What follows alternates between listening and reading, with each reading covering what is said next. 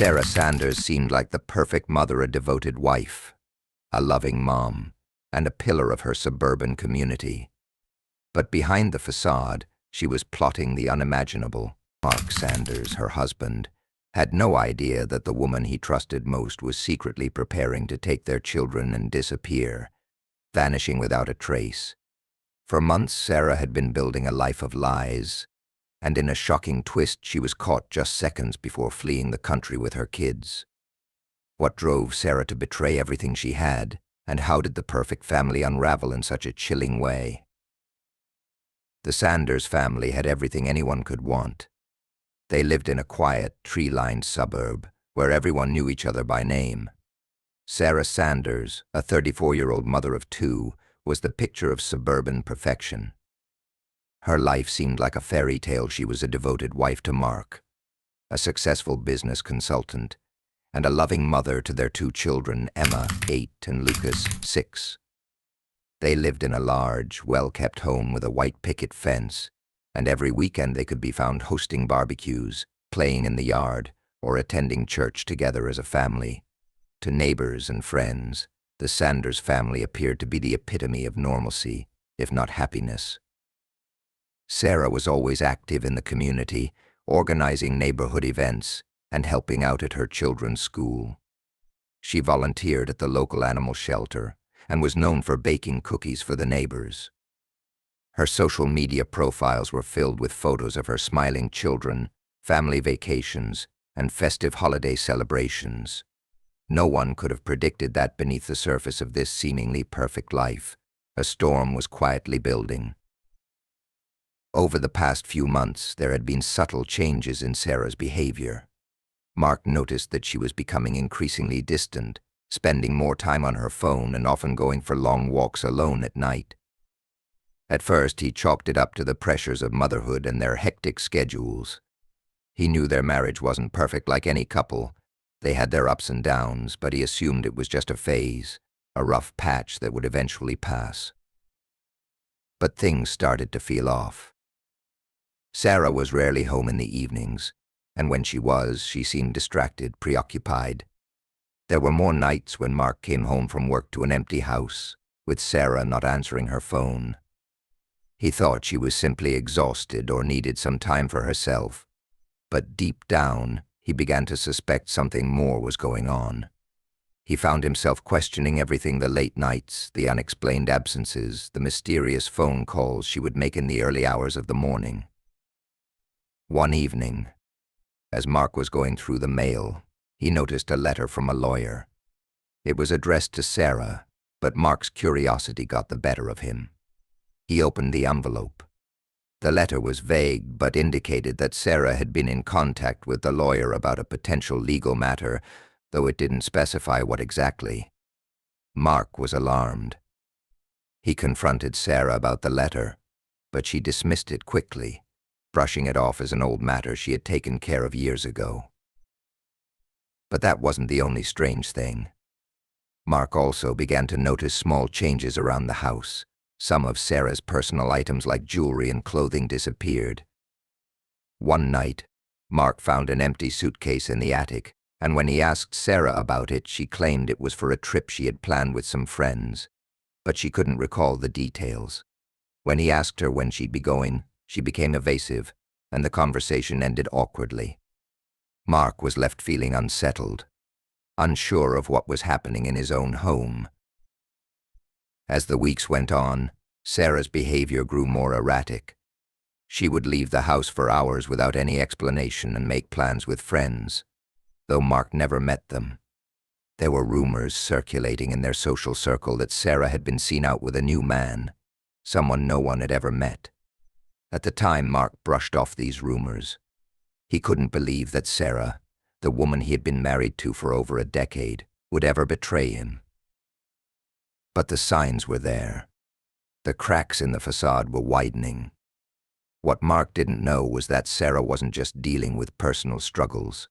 She was in the midst of a secret, dangerous affair with someone who would change everything. It was a crisp Thursday morning when Mark returned home from a 3-day business trip, eager to see his children and catch up with Sarah. He had been busy with work and hadn't had a chance to speak with her much during his time away. When he pulled into the driveway, something felt off. The house was unusually quiet. It was early, and the kids were still at school, but Sarah should have been home. Her car was parked in the driveway, which only deepened the sense of unease that had been building inside him over the past few weeks. Mark entered through the front door and immediately noticed that something was different. The house, which had always been neat and orderly, felt cold and empty. He called out for Sarah, but there was no response. He checked the living room, the kitchen, and the hallway. Her purse, her phone, and her keys were all missing. This struck him as odd. Sarah never left the house without her purse, especially if she was just going for a walk or a quick errand. He tried calling her phone, but it went straight to voicemail. He stood there for a moment, trying to collect his thoughts. Maybe she had stepped out, but the longer he stood there, the more uneasy he felt. As he moved through the house, he noticed that things weren't as they should be. The kitchen was unusually quiet, and the usual clutter of school papers, keys, and grocery lists was absent. It almost felt like she had disappeared without a trace. His eyes caught a piece of paper on the kitchen counter. It was folded neatly, the handwriting unmistakable Sarah's. With a mixture of hope and dread, Mark unfolded the note. It was brief, just a few lines, but it was clear that something wasn't right. The note read, "I need some time away. Don't try to find me. The kids are fine and I'll be back soon. Don't worry, I'll explain everything when I can." The words were simple, but Mark's stomach sank. He stood frozen, staring at the note, trying to process what it meant. "Don't try to find me" was the part that hit him hardest. Why would she write something like that? Where was she going? And why didn't she tell him anything about where she was, or why she was leaving? His mind raced as he quickly began searching through the house. Was she really just taking a break, or had something far more serious happened? In their bedroom he found her things, her clothes, her jewelry, and her makeup were all still there. But there was something else, something that made his heart skip a beat. A large suitcase was sitting by the closet, half open. It was packed with clothes, but not Sarah's clothes. It was packed with clothes for the kids. Their favorite outfits, toys, and personal items were stuffed into the suitcase. His pulse quickened as he realized what this meant. Sarah hadn't just left him, she had left with the children. Mark's first instinct was to call the police, but he stopped himself. Could he be overreacting? After all, she had said in the note that everything was fine.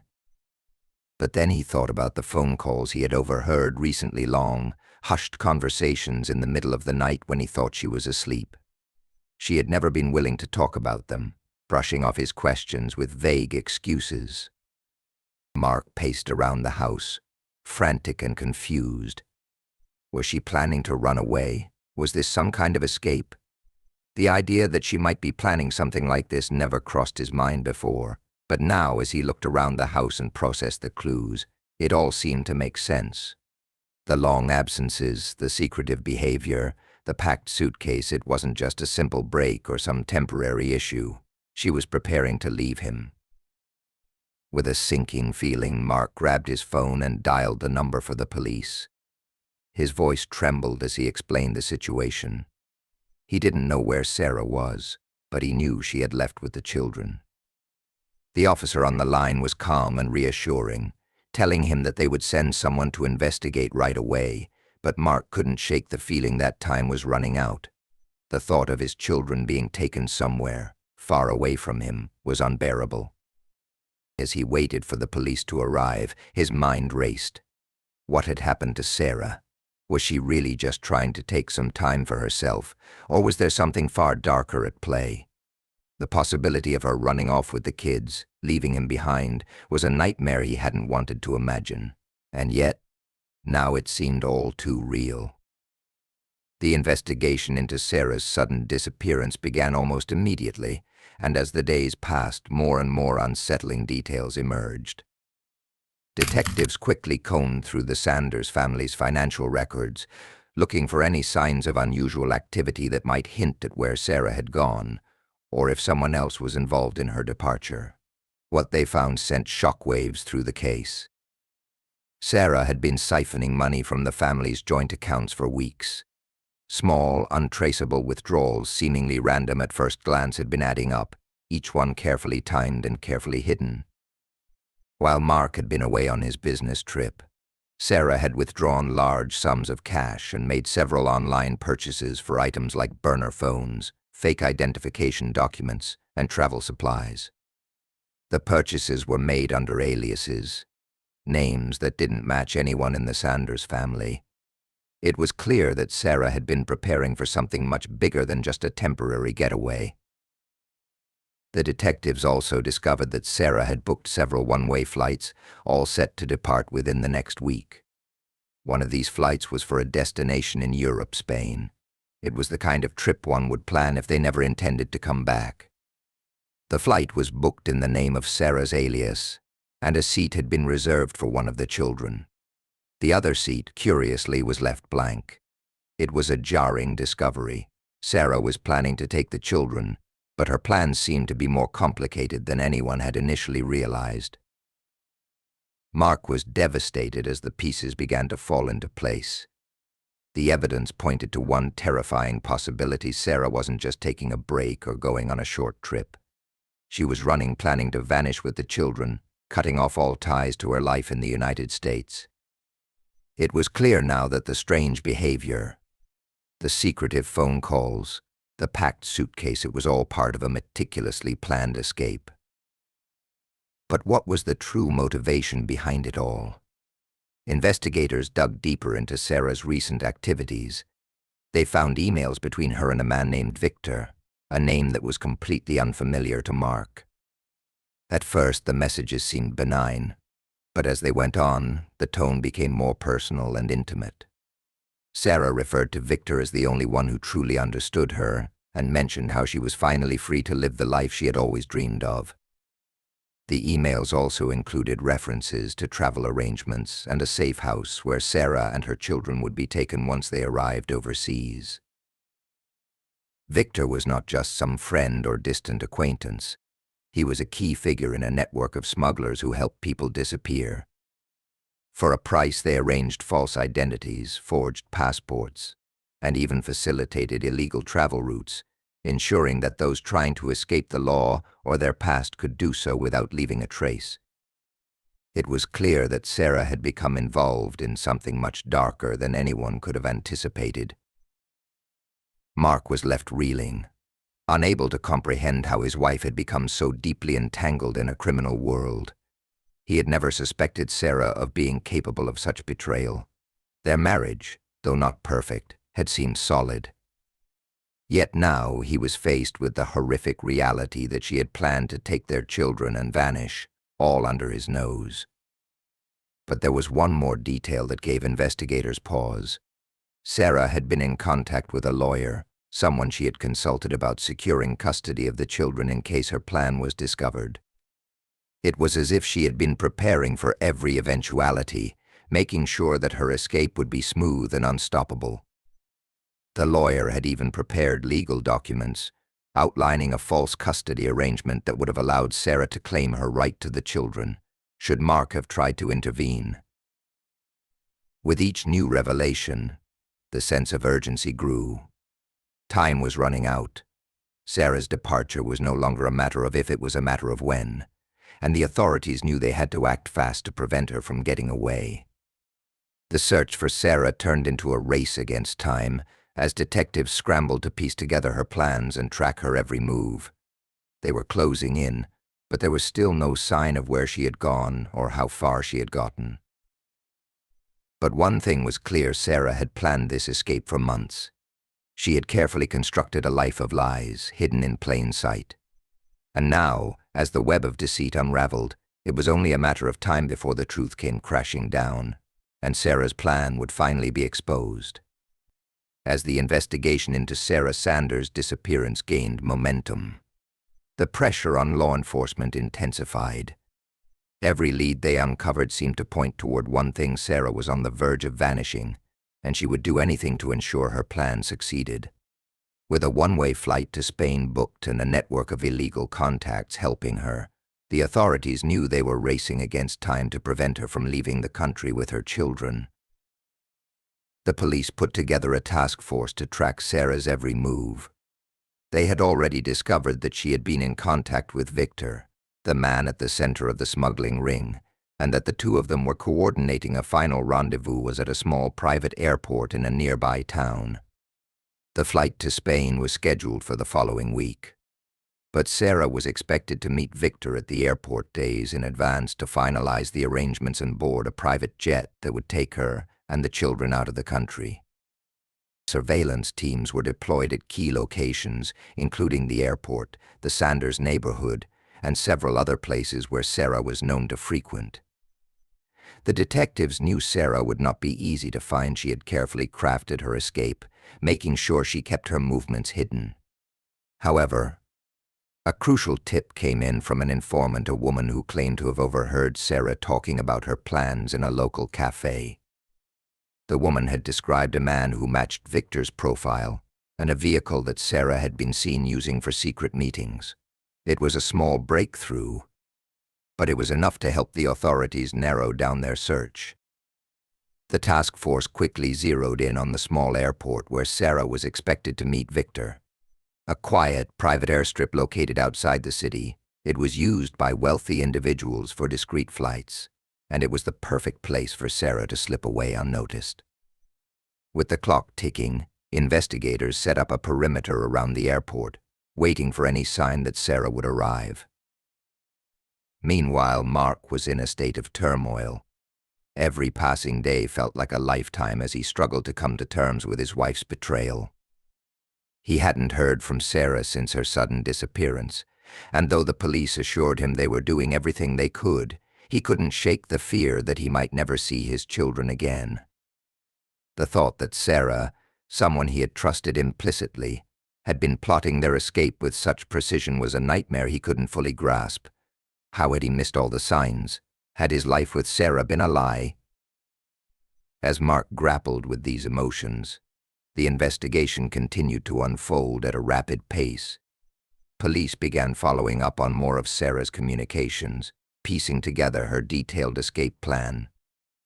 They discovered that she had been in constant contact with Victor, setting up the logistics of their flight, arranging for the children's new identities, and making sure that everything was ready for the day she would disappear. It was clear now that Sarah wasn't just running from her marriage, she was running from everything. On the day Sarah was expected to meet Victor at the airport, the detectives prepared for the worst. They knew that Sarah would likely try to disguise herself and the children, using fake documents to avoid detection. But the authorities were ready. They had a team of undercover agents positioned at every possible exit, and they were watching her every move. Hours passed with no sign of Sarah. Then, just as the day was beginning to wind down, a car pulled into the private airport parking lot. It was a sleek, black sedan, exactly the kind of vehicle Sarah had been known to use when meeting with Victor. The detectives tensed. This was it. The car door opened, and Sarah stepped out, wearing dark sunglasses and a large scarf that covered her face. She moved quickly, but not quickly enough to avoid detection. Undercover agents, who had been watching from a distance, quietly approached the vehicle. Then, as Sarah was about to lead her children into the terminal, the agents closed in. They moved fast, surrounding her before she could react. Sarah froze. The children, confused and frightened, were ushered out of the car and placed into the custody of protective services. The air was thick with tension as Sarah stood there, realizing the trap had been sprung. The elaborate escape she had spent months planning was over. It had all happened so quickly. 1 minute she was moments away from boarding the plane to a new life, and the next she was caught, surrounded by police officers. Sarah's face went pale as she realized the magnitude of what had just occurred. There would be no escaping now. Her children would not be leaving the country. She would not be starting a new life in Spain. Everything was unraveling in an instant. The authorities didn't give her a chance to flee. They took Sarah into custody immediately, her dream of a fresh start shattered in a heartbeat. The moment she was arrested, she knew that everything she had done, the lies, the deceit, the planning, had come to an end. And now, the consequences would follow. Sarah Sanders sat in the back of the police cruiser, the cold metal handcuffs digging into her wrists, her mind a whirlwind of confusion, anger, and disbelief. She had been caught seconds before she and her children could board the private jet that would take them out of the country and into a new life. For months, Sarah had meticulously planned every detail of her escape, but in the end, it had all unraveled in a matter of minutes. The life she had worked so hard to create, a life built on secrecy and lies, was over. The weight of her actions was beginning to sink in, and she knew that no matter what happened next, there was no going back. As Sarah was escorted into the police station, the reality of her situation became even more undeniable. Her children, Emma and Lucas, were safely in the custody of social services, and though they were frightened and confused, they were unharmed. Sarah's heart ached at the thought of how much her actions had affected them. She had always told herself that she was doing this for them, that starting over in a new country would give them a better life, but now it was clear that she had sacrificed everything that mattered for a selfish fantasy. Detectives took turns questioning her, but Sarah remained silent, her mind racing as they laid out the evidence against her. The bank records, the forged documents, the emails with Victor, the flight bookings, all of it pointed to one thing: she had planned to abandon her family, taking the children without their father's consent, and disappear into the shadows. Her plan had been foolproof, at least in her mind. But the authorities had caught on, and now she was paying the price for her deceit. Mark, meanwhile, was left to process the full extent of his wife's betrayal. He had spent days waiting for answers, hoping against hope that Sarah would return, that everything would somehow go back to normal. But as he sat in the waiting room of the police station, knowing that his children were safe but separated from him, the weight of the truth hit him like a freight train. His wife, the woman he had loved and trusted for years, had been planning to take their children away from him, to leave him behind without a second thought. He was shaken to his core, unable to fully understand how Sarah could have kept such a monumental secret from him. When Mark was finally allowed to see his children, the reunion was both heartbreaking and bittersweet. Emma and Lucas were frightened but unharmed, clinging to their father for comfort as they tried to make sense of everything that had happened. Mark could barely hold back his tears as he embraced them, but he knew he had to be strong for them. They had been through so much already, and now he was all they had left. The following days were a blur of legal proceedings and interviews. Sarah was charged with kidnapping, conspiracy to commit fraud, and child endangerment. Her involvement with the smuggling ring was fully uncovered, and the scope of her plan, along with her betrayal, became clear to everyone. The case quickly gained media attention, with headlines splashed across the news: "Killer Mom Caught Seconds Before Fleeing the Country." The public couldn't believe that a mother could go to such lengths to leave her family behind, but the details were undeniable. Sarah had been preparing for months, leaving nothing to chance. As the legal process unfolded, Sarah's life began to crumble. Her marriage to Mark was officially over. Their once happy home was shattered, and Mark, though devastated, knew he had to focus on his children. He had to rebuild their lives, help them heal, and make sure they understood that they were loved, no matter what had happened.